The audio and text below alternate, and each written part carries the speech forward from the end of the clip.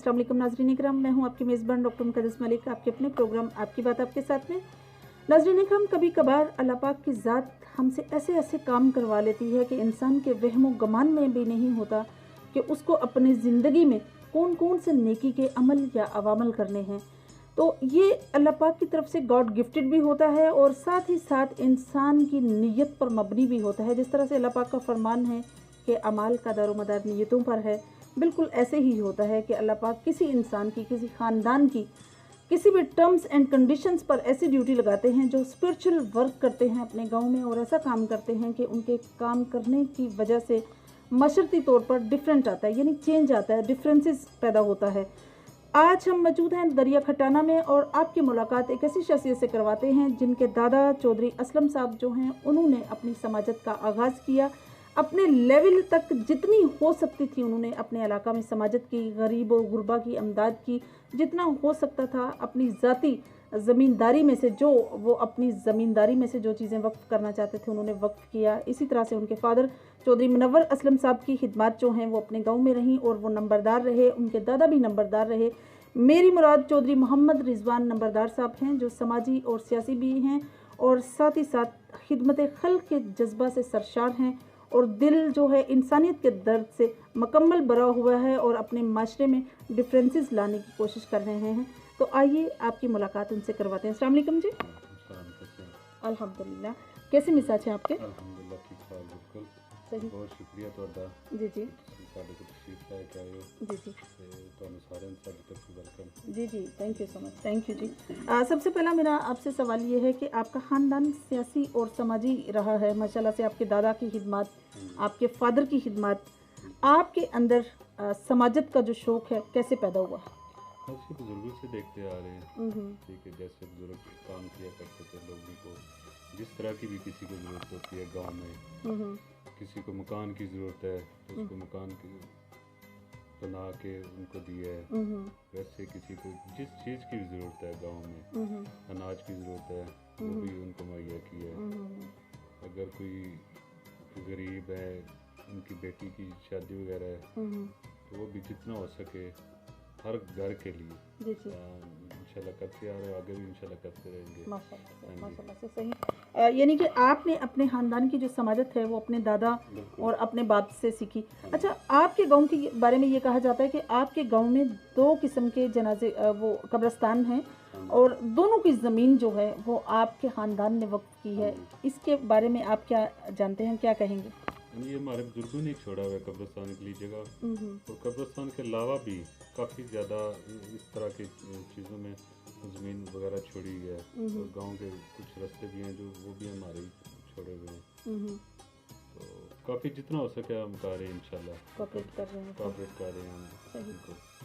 अगर बात की जाए आपके इलाका की सियासत की, और जिस तरह से आप नून लीग के प्लेटफॉर्म से आपकी काफ़ी हमदर्दियाँ जो हैं मुस्लिम लीग नून के साथ रही हैं, आप मुझे ये बताइए कि आप सियासी पस मंज़र में अपने इलाके को कैसा महसूस करते हैं कि सियासत में सबसे ज़्यादा वर्कर कौन है? ऑब्वियसली आपने पीपल्स पार्टी का दौर भी देखा है, आपने मुस्लिम लीग नून का भी दौर देखा है और अब पीटीआई की मौजूदा सिचुएशन भी आप देख रहे हैं, तो आपकी ज़ाती राय क्या है?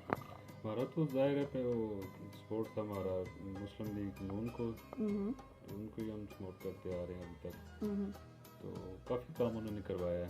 अभी पीटीआई स्टार्ट हुई है, देखेंगे इंशाल्लाह ये भी काम अच्छा कर रहे हैं। हाँ जी, मंशूर तो इनका अच्छा है, अब देखते हैं आगे क्या होता है। बिल्कुल सही है। और जिस तरह से मोहन सलाई साहब ने आपके मेरे ख्याल में इलाका को दरिया खटाना को रोड भी दिया है। हाँ जी, वो काफ़ी रोड बना है हमारा, काफ़ी अरसे से पहले भी हम है इनके बुजुर्गों ने बनाया था, तो काफ़ी टूट चुका था। तो अब फिर ये उन्होंने स्टार्ट किया, उन्होंने कंप्लीट किया है। तो बाकी हमारा एक और रोड रह गई है, हमारा सेम वाला, ये भी हमारी काफ़ी अरसे से यही दरख्वास्त है कि हमारा ये भी रोड बन जाए तो ज़्यादा अच्छा हो जाएगा हमारे इलाके के लिए। बिल्कुल सही, बिल्कुल सही। अच्छा, मुझे ये बताइए कि खिदमत खल्क़ का जज्बा जो है ये इंसान के अंदर अल्लाह पाक की तरफ से क्रिएट्स होता है। आपकी फैमिली में आपके फादर और आपके दादा के बाद आप लोगों ने किस तरह से प्लान किया कि आपने मशक्क़ती तौर पर, जैसे अपने गांव में मस्जिद तमीर जो है वो आप कर रहे हैं, जिस तरह से आपने कब्रिस्तान की जो 4 दीवारी है उसकी आपने कंस्ट्रक्ट करवाई है, तो ये चीज़ें आपने किस तरह से प्लान की और सबसे ज़्यादा काविश किसकी है? ये मेरे भाइयों की काविश है, माशाल्लाह ठीक से। है। प्लान भी सारा उनका ही है। जी जी। वो बाहर ही होते हैं इंग्लैंड में।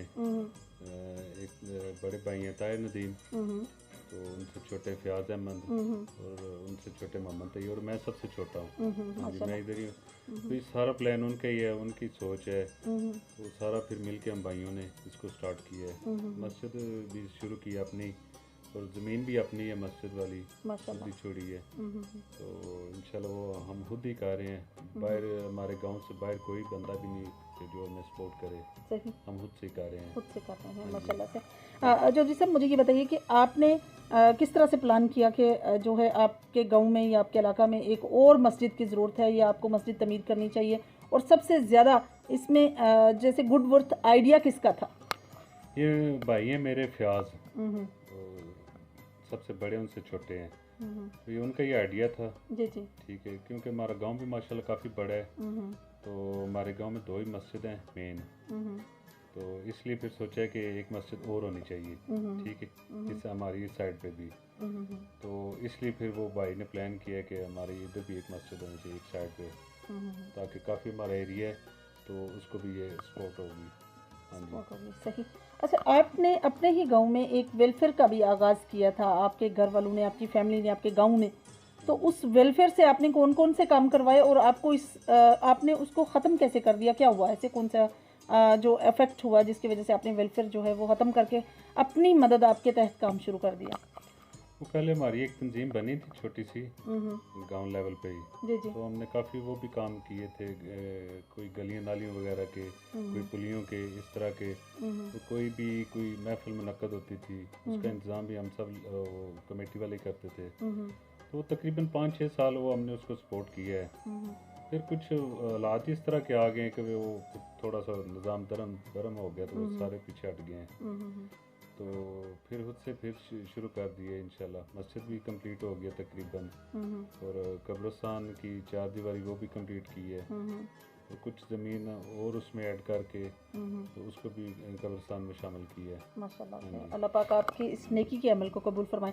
अच्छा, जिस तरह से मतलब आपने नेकी के ये काम किए, और जिस तरह से मस्जिद या इसी तरह से जैसे आपने जनाज़ेगाह की तमीर की, शजरकारी का ख्याल आपके अंदर कैसे आया? इसमें जैसे आपने भाई फयाज का जिक्र किया कि उनको ख्याल था मस्जिद का, उन्होंने आइडिया दिया।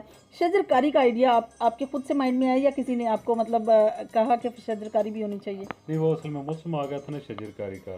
तो कब्रिस्तान में मट्टी भी ताज़ी डाली हुई थी, तो सोचा कि दूसरे घास फूस वगैरह होने की बजाय ये शजरकारी करेंगे वो ज़्यादा अच्छा है, ताकि शायद भी हो जाए कब्रिस्तान में।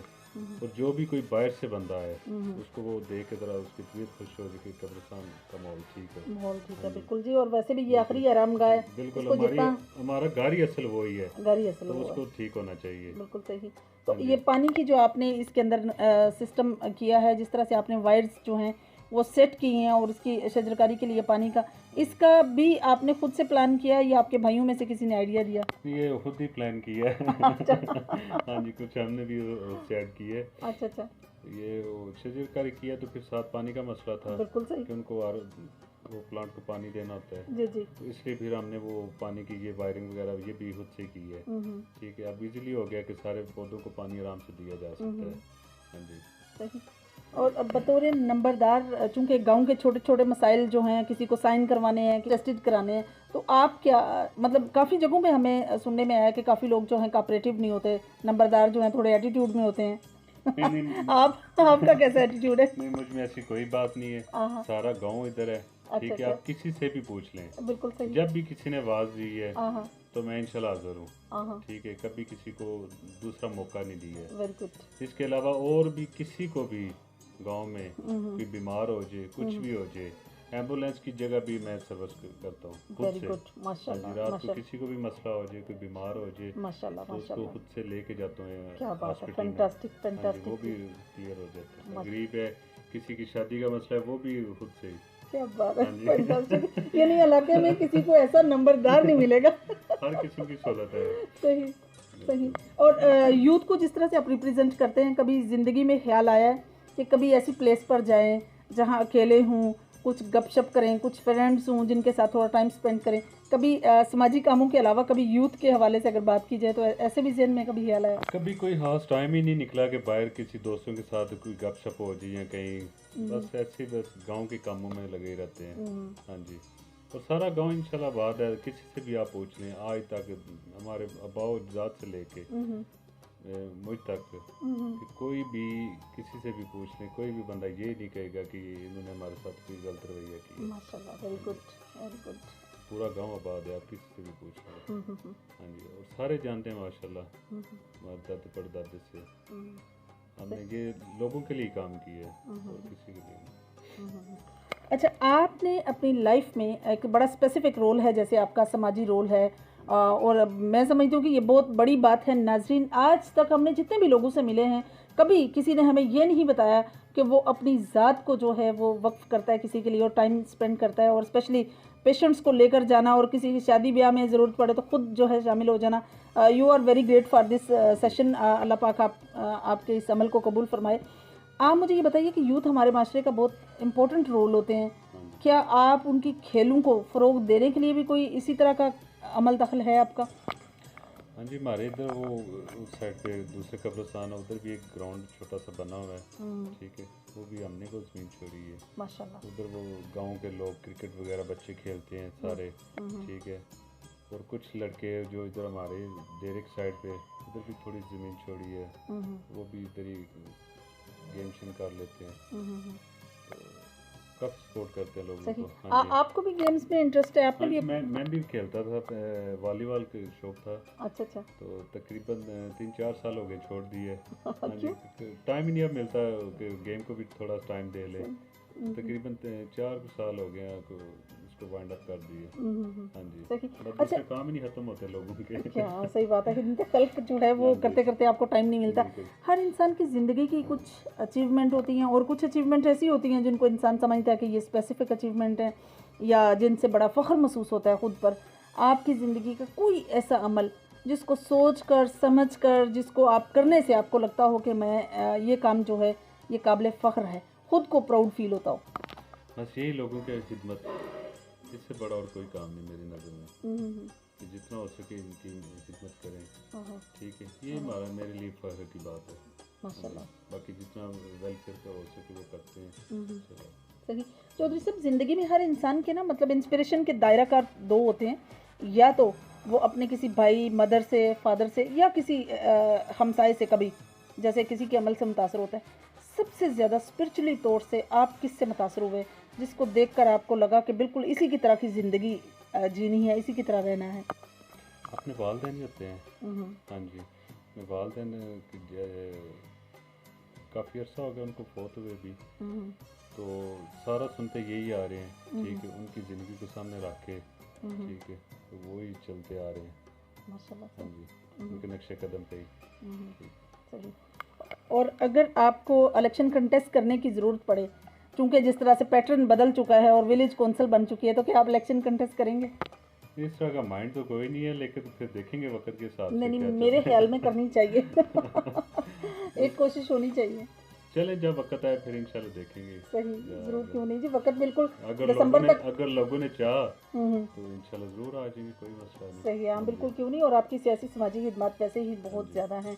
आपके फादर जो हैं पिछले 24 ईयर से अल्लाह पाक उनकी मग़फ़िरत फरमाए इस दुनिया में नहीं है, इस जहाँ फ़ानी को छोड़ चुके हैं, तो आपकी मदर का साथ था आपके साथ। तो आप मुझे ये बताइए कि भाइयों ने, आपकी मदर ने किस तरह से आपको ट्रीट किया? घर में से आप सबसे छोटे थे तो कैसा फील हुआ? सबने किस तरह से आपको, ऑब्वियसली बड़े जो हैं वो बच्चों के नाज देखते हैं, तो आपका बचपन फिर कैसा गुजरा?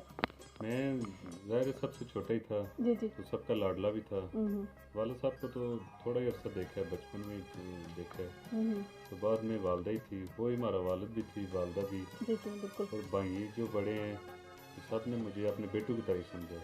ठीक है, सारे लाड उन्होंने मेरे देखे हैं, तो मुझे भी बड़ा अच्छा लगता है फिर तो सारा देख के। बिल्कुल जी, सबका प्यार मोहब्बत, सबका साथ देखकर बहुत अच्छा लगता है। अच्छा, कब्रिस्तान में जब हम विज़िट कर रहे थे तो आपके स्पेसिफिक मैंने देखा है कि आपके फादर और आपकी मदर की जो कब्रें हैं इसके ऊपर एक स्टोन जो है वो चस्पा है। हाँ जी। वो क्या चीज़ है, क्या मतलब आपके ख़ानदानी या क्या चीज़ है, आप उसके बारे में क्या बताएंगे हमें? वो मेरे भाई हैं बैफियाज, उधर इंग्लैंड में होते हैं, तो उनको वो तोहफा मिली है, बगदाद शरीफ से आए हैं माशाल्लाह। हाँ जी, वो जो बगदाद शरीफ पीरों के पीर शेख अब्दुल कादिर जिलानी, हाँ जी, उनके दरबार मुबारक से जनाब वो टाइल आई है माशाल्लाह। वो वालदा और वालदा के वालिद और वालदा दोनों की कब्रों पे लगाई है, वो दरबार की टाइल है और तकरीबन काफ़ी पुरानी है, तकरीबन एक टाइल जो है वो 800-900 साल पुरानी टाइल है हाँ जी। तो उन्होंने बरकत के लिए दिए कि आप उधर लगाएं अपने वालदा की कब्र पे, तो सारे इलाके में बरकत हो जाएगी माशाल्लाह। बेशक क्यों नहीं, ऑब्वियसली एक बड़ी पाक और अच्छी जगह से उसको इंपोर्ट किया गया और लेकर आए हैं आप लोग, और एज ए गिफ्ट आपको मिला, सबसे बड़ी बात ये है।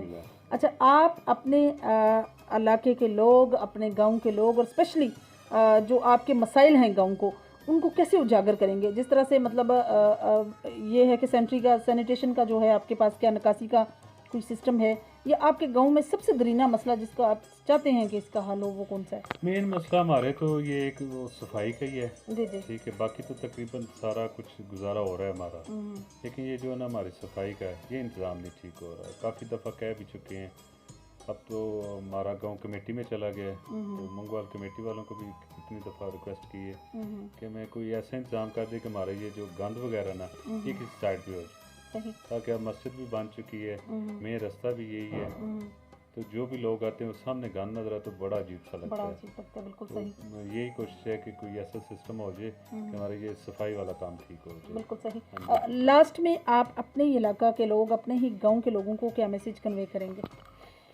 मैसेज यही करेंगे कि इंशाल्लाह सारे अपने गांव का ध्यान रखें, ठीक है, ख्याल रखें सफाई का। चलो हम भी कोशिश कर रहे हैं, लेकिन आप भी थोड़ा सा हमारे साथ तावन करें, तो मिल के अपने गांव को साफ़ करें, मुल्क को साफ़ करें इंशाल्लाह। बाकी जी बिल्कुल, अल्लाह पाक हामी नासर है। बिल्कुल सही जी। तो नाज़रीन, ये थे चौधरी मोहम्मद रिजवान साहब की गुफ्तगू, और जो आप लोगों ने सुनी, और बहुत बड़ी बात है कि दरिया खटाना एक ऐसा गांव है जिसमें यहाँ के मुकीम, इन्हीं के फादर, इन्हीं के दादा जो हैं, उन्होंने अपनी ही ज़मीन से वक्फ की है ज़मीन लोगों के खेलों के लिए, जिसमें बच्चे खेलते हैं। बहुत अच्छा अमल है जी, बच्चे जब खेलते हैं, खेल की तरफ उनका माइंड होता है, तो हर किस्म की गैर अखलाकी हरकत से महफूज रहते हैं। और इसी तरह से मस्जिद के लिए ज़मीन वक्फ करना और मस्जिद की तमीर व नू करना, और उन्हीं की फैमिली, उन्हीं के भाइयों, उन्हीं के जो भाई हैं उनका तावन होना, ये सबसे बड़ा अमल है। हम सबको चाहिए कि हम मिलकर ऐसे नेकी के अमल करें जिससे अल्लाह पाक की ज़ात भी खुश हो और हमारी आखिरत का भी जो असर सफ़र है वो आसान रहे। इंशाल्लाह मेरी और आपकी मुलाकात होगी फिर किसी नए प्रोग्राम में। तब तक के लिए इजाज़त चाहती हूँ। अल्लाह हाफ़िज़।